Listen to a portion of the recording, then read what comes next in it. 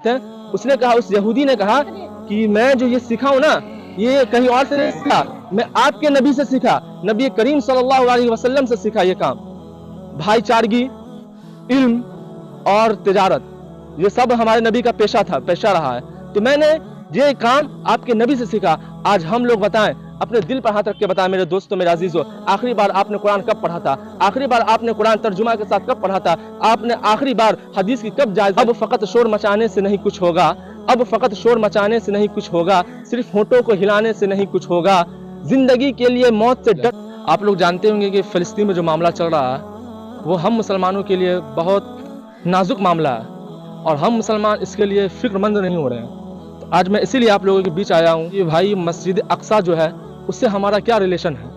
आज इसी मकसद से मैं आप लोगों के बीच आया हूँ। तो सबसे पहली बात मैं आपको बताता चलूँ, ये वो मस्जिद अक्सा है, क़िबला अव्वल मुसलमानों का पहला क़िबला अव्वल मस्जिद अक्सा है, और वो मस्जिद अक्सा जिसने नबी करीम सल्लल्लाहु अलैहि वसल्लम ने तमाम अंबियाओं की इमामत की थी। वो मस्जिद अक्सा नबी करीम सल्लल्लाहु अलैहि वसल्लम ने वहाँ से मेराज पर गए थे। वो मस्जिद अक्सा जहाँ हज़रत ज़करिया ने अपने कुरान की तिलावत से महराबों को सजाया था, वो मस्जिद अक्सा जहाँ मस्जिद अक्सा के फतह होने के बाद हज़रत बिलाल रज़ी अल्लाह ने सबसे पहले अजान दिया था। आज उसी मस्जिद अक्सा की लड़ाई है मेरे दोस्तों, मेरे अजीज़ों, और इसी मस्जिद अक्सा के कारण आज फ़लस्तीन में बेशुमार बच्चे लोग मारे जा रहे हैं, बेशुमार बच्चे, बूढ़े, जवान सब लोग इसमें पिस रहे हैं, और इस मस्जिद अक्सा के लिए कोई आवाज़ नहीं उठा रहे। मेरे दोस्तों, मेरे अजीज़ों, मैं बताता चलूँ आपको कि मस्जिद अक्सा, इजराइल जो अभी हमला कर रहा है फ़लस्तीनियों पर, फ़लस्तीनियों को जो मार रहा है, तो इजराइल के चारों तरफ जो है ना वो मुस्लिम कंट्रियां हैं, वो मुस्लिम देश हैं, लेकिन वो मुस्लिम देश खुल के सामने नहीं आ रही फ़िलिस्तीन के खिलाफ। फ़िलिस्तीन के पास खुल के सामने नहीं आ रही कि इजराइल को कुछ किया जाए। लेकिन मेरे दोस्तों, मेरे अजीज़ों, गैरत कब होगी?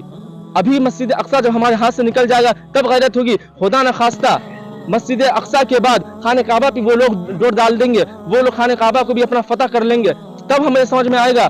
नहीं दोस्तों, मेरे अजीजों, मेरे दोस्तों, मुझे कहने का मतलब ये हुआ कि आप लोग मस्जिद अक्सा के लिए अपनी जान, माल, इज्जत, आबरू सब कुछ लुटा दें, लेकिन वो मस्जिद अक्सा आज हमारे बीच नहीं आ पा रहा। क्यों नहीं आ पा रहा? हमारे बदअमालियों की वजह से नहीं आ पा रहा। मैं आपको बता दूं, मुसलमान ने एक यहूदी से पूछा कि भाई तुम्हारे यहूदियत में कोई लोग भीख क्यों नहीं मांगते हैं, तुम लोग इतने अमीर क्यों हो? तो वो मुसलमान को जो जवाब मिला यहूदी की तरफ से, ये दिल के कानों से सुनिएगा मेरे दोस्तों, मेरे अजीजों, दिल के कानों से सुनिएगा। उसका जवाब ये था, उस यहूदी का जवाब ये था कि मैं अपने जिंदगी के 3 उसूलों पर काम करता हूँ। पहला उसूल मेरा ये होता है कि मैं अपने बच्चों को जिंदगी में तालीम देता हूँ। दूसरा मेरा उसूल ये है कि मैं अपने बच्चों को भीख नहीं मंगवाता हूँ, मैं अपने बच्चों को बिजनेस की तरफ लाता हूँ, तिजारत की तरफ लाता हूँ, ताकि वो आगे चलकर तरक्की करे। और तीसरा सबसे अहम काम उन्होंने ये बताया कि मैं तमाम यहूदियों से भाईचारगी निभाता हूँ। दुनिया में कहीं भी यहूदी होते हैं, सबके साथ में अच्छा सलूक करता हूँ। ये उसके बाद जो बोला उन्होंने, ये दिल को और झिझोर देने वाली बात है। उसने कहा, उस यहूदी ने कहा कि मैं जो ये सीखा हूँ ना, ये कहीं और से नहीं सीखा, मैं आपके नबी से सीखा, नबी करीम सल्लल्लाहु अलैहि वसल्लम से सीखा ये काम। भाईचारगी, इल्म और तिजारत, ये सब हमारे नबी का पेशा रहा है। तो मैंने ये काम आपके नबी से सीखा।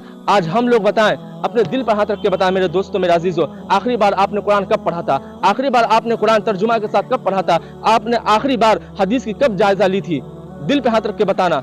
नहीं याद होगा आप लोगों को मैंने कुरान कब पढ़ा, नहीं याद होगा मेरे दोस्तों, मेरे अजीजों, कैसे आएगी हमारे अंदर? और आज मैं बताता चलो आपको, सिर्फ यहूदी की आबादी 9.8 मिलियन है पूरी दुनिया में, और मुसलमानों की आबादी 1 अरब 40 करोड़ है। आज तब ये मुसलमानों की हालात ये है। जब हिटलर अपने हुक्मरानी के टाइम में, जब तमाम यहूदियों को हिटलर मार रहा था ना, सब उसे बहुत बुरा भला कह रहे थे। 90% लोगों को, यहूदियों को वो हिटलर मार चुका था। तो उसने एक बात कही थी लोगों से कि जो मैं मार रहा हूँ ना, मैं 10% इसीलिए छोड़ रहा हूँ कि आने वाले समय में मुझे याद करेंगे लोग, इस वजह से याद करेंगे कि इस 10% लोगों को भी किसने हिटलर मार दिया। आज वो 10% लोग आज मस्जिद अक्सा को बर्बाद करने पे लगे हुए हैं, आज फलस्तीन को बर्बाद करने पे लगे हैं। मेरे दोस्तों, मेरे अजीजों, ये सोचने की मकाम है।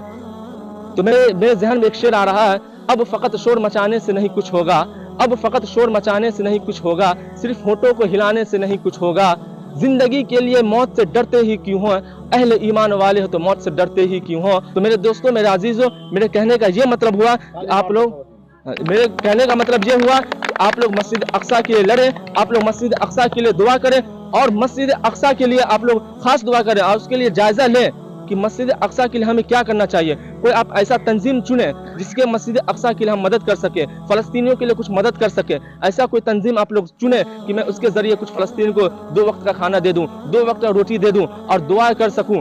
करीम सल्लल्लाहु अलैहि वसल्लम ने इरशाद फरमाया, जंग इस्लाम में, जंग की तवक्का मत रखना इस्लाम में, लेकिन अल्लाह फरमा रहे हैं अगर जंग हो जाए तो कुरान मजीद में इरशाद फरमाया, फजर बर रिकाब, सीधे गर्दन पे वार करो, हत्ता इज़ा अथखनतुमूहुम, जब तक खून रेजी ना हो जाए तब तक नहीं छोड़ने का, है ना। तो मेरे अल्लाह ये कह रहे हैं अगर जंग मुसल्लत हो जाए तो आप जंग को लड़ो।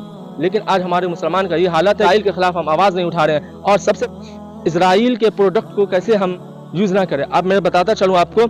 इजराइल की प्रोडक्ट जैसे मसलन एक आपको हो गया Coca Cola, Sprite, Maggi, Lux साबुन, ये सब हमें यूज नहीं करना। अब इससे अब इससे हमें क्या फायदा होगा, तो मैं बता दूं, इससे ये फायदा होगा अगर आप 100 रुपए का स्प्राइट लेते हैं तो आप उसे इजराइल को 2 गोलियों का दाम दे रहे हैं और ये 2 गोली वो फलस्तीन पर कल होकर मारेगा, जिसमें बेशुमार मासूम बच्चे जाएंगे, जिसमें बेशुमार बूढ़े जाएंगे, जिसमें दोस्तों मेरे अजीजों, मैं गुजारिश करता हूं आप लोगों से कि जितनी भी इजराइल के प्रोडक्ट है वो उन सब चीजों का बायकॉट करें, उन सब चीजों का बायकॉट करें और फलस्तीन के लिए दुआ करें। इंशाअल्लाह फलस्तीन हमारे हक में आएगा, मस्जिद अक्सा हमारे हक में आएगा। फिर मिलते हैं इंशाअल्लाह नेक्स्ट वीडियो में, जब तक के लिए वस्सलाम।